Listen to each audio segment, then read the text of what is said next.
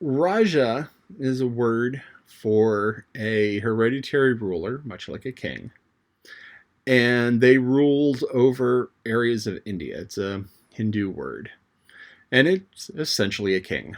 And so here you would have a king of a large area, and he would be in charge. And there are different types of kings, and different kings have different powers. So, for instance, King Charles III of England, who just recently became king when I recorded this, has very limited powers. He can veto a law, though this hasn't been done for 150 years, or he can cancel Parliament and reconvene it, and this hasn't been done for about 200 years. So he has very, very few powers besides making speeches, and none of them have been used in anybody's lifetime. So anybody who was alive the last time these powers were used is long dead. But there are other kings who have much more power. For instance, the current king of Siam is allowed to have people arrested, thrown in jail. He has dissolved the entire government, not just parliament, not just closed parliament down. He's like, okay, government is shut down. We're replacing it with something new. The Emperor of Japan before World War II, once again, had almost absolute power. Didn't use much of it, but in theory, had absolute power. And these Rajas were the same sort of thing, where they had absolute power over their people. If they said this person is to be killed, they would be killed. And so the ones who had the power young didn't understand that with power comes responsibility. With the title comes duty. So while in theory, yes, order anyone killed you want, you don't really go around ordering these things because they're not for the good of the people. And the ruler is supposed to take care of the people and not use power selfishly.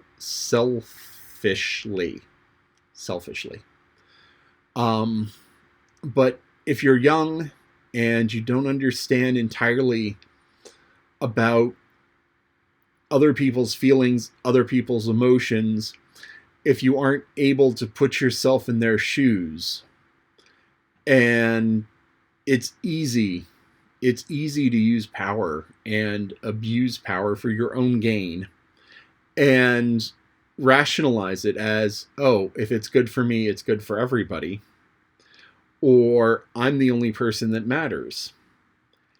And the sad thing is that there are people in this world who have power like that, who make these absolute decisions when they don't really think about what's good for other people. And this is a troublesome thing in the world. This is a source of much evil, where people have power and abuse it. And sometimes it's physical power, just being stronger. Sometimes it's being sneakier and taking things that aren't yours. Sometimes it's threatening people with a sort of professional power. So if you have control over somebody's job, you can threaten somebody's job. And the same thing goes even with things which are good for somebody, where you can force people or convince people to do something because you can give them something that they want that you have. And you have to be very careful when you're in a position of power and authority to use it properly, so that it works out to the benefit of everyone. Because if you're in the upper hand, if you have the upper hand, if you're in the stronger position, there is a responsibility to not abuse this. There's also things where if somebody is abusing the power, step away. And sometimes, the results for that may be bad, but sometimes it has to be done. Let's see what else. She talked about Dickon, talked about being outside. And she made outside seem like fun, which is an important thing. Because, as I've said before, Colin would benefit from sunshine and exercise. The only way to get strong is to exercise. Everything works as you exercise it more, it gets stronger. You work your mind, you get smarter. You work your body, you get stronger. You run, you get faster. And Colin has to do these things. Part of the problem is that because he was lying in bed with Dr. Craven's orders of, oh, just stay in bed and you'll be healthy and safe, because that wore him down so much, it takes so much energy for him to go outside and do anything more than just sit in a chair. So what he has to do is he has to work on getting stronger, work on getting better. And the problem is that being told, oh, you have to work on this without having the accomplishment of going a step further, without having the desire to actually do it, because, a long walk can be its own reward. I can walk 20 miles and see wonderful things. In that 20-mile walk, I am dead tired at the end of 20 miles. My body just feels like it's falling apart. My feet are swollen. My knees hurt. My feet hurt. My back hurts. My hands swell up. My hands swell up like Mickey Mouse gloves, and they hurt, and everything hurts. But 20 miles, it's just like, look at all the wonderful things I saw over the course of these 20 miles. So, and I didn't do 20 miles all at once. I build up. But, sometimes going outside and doing the exercise, doing the work is its own reward. And so because Mary has been talking up all the beautiful things outside, Colin may want to go outside on his own, hopefully. He may want to go out to see Ben Weatherstaff and see the robin, because he got excited about that. And I think he's really excited about seeing Dickon whistling up foxes and birds and such, because that's something that excited him because of the picture book with the snake charmer in India. Now, snake charming in India is... There's some things about that which are really fake. This is one of the things that the fakers used to do.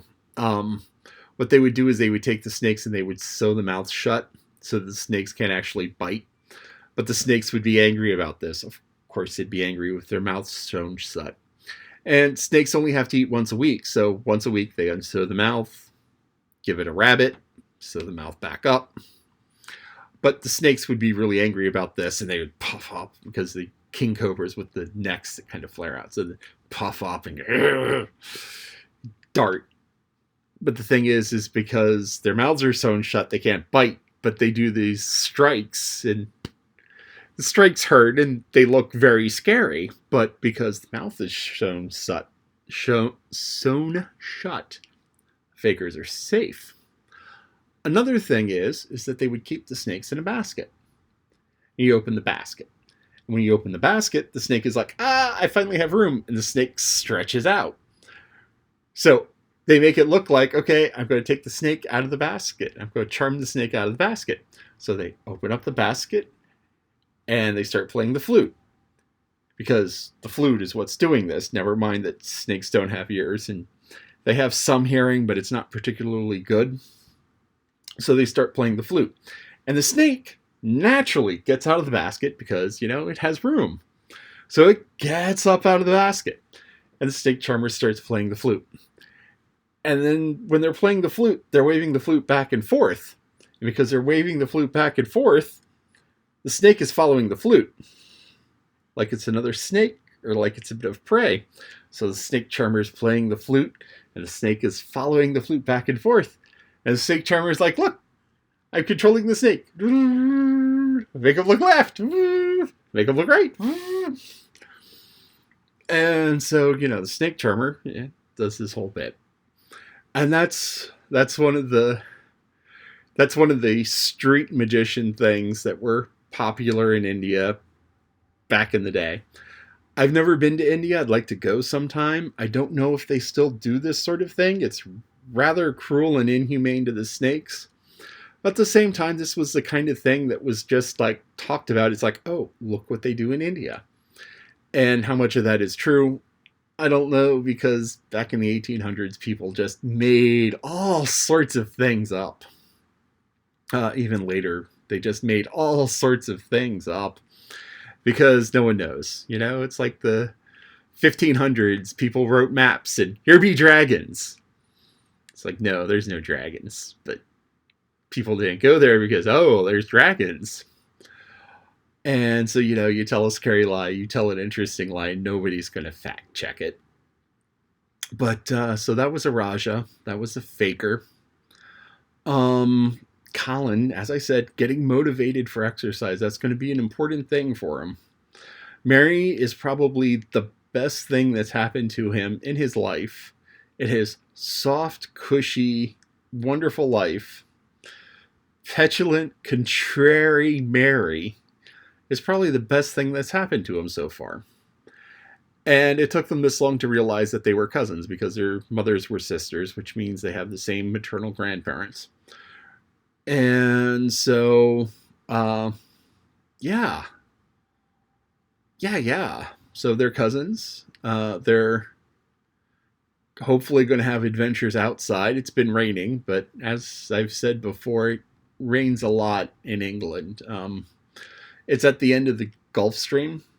So in the Gulf of Mexico, south of Texas, next to Florida, there's it's relatively shallow, and it's in the tropics, so there's a lot of sun and the water warms. And as the water warms, it lifts, and cold water comes in. So cold water comes in from the Atlantic, and this warm water lifts up and goes out. And as it goes out, it moves up the east coast of the U.S., and then it hangs east, turns east once it hits about Virginia or so. So once it goes to Virginia, it hangs kind of northeast, and it goes straight up towards England. So England is warmer than it should be. England is like Minnesota north. It's like Canada north. England is way north. But because it gets this warm water coming up from the Gulf of Mexico, warm water coming off of the Atlantic, it's warmer than you would think. London is equal with Moscow, and Moscow is cold. But anyway, so it gets all of this warm water, and the warm water then comes down as rain. So England gets a lot of rain from this, but it's warmer than it would be otherwise, so it's kind of a balance. Anyway, so they're stuck inside because of the rain, but they're having a good time, which is a good thing.